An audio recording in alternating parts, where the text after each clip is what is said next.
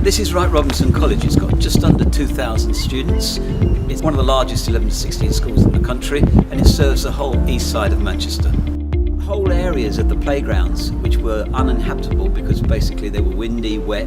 Now children have been able to spread out around them, and in fact the children use them all the time. There are a multitude of companies offering the canopies and shelters for schools, and sometimes it's a lottery who you choose.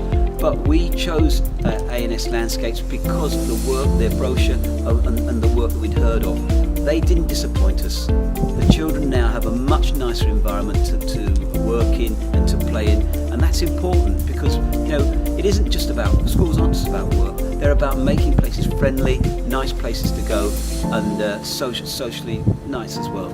The whole of the management of us installing the canopies, from the design and first consultation, was fantastic and brilliant. They worked kept to the time. The dates, times were absolutely perfect. It was really a very excellent, efficient exercise.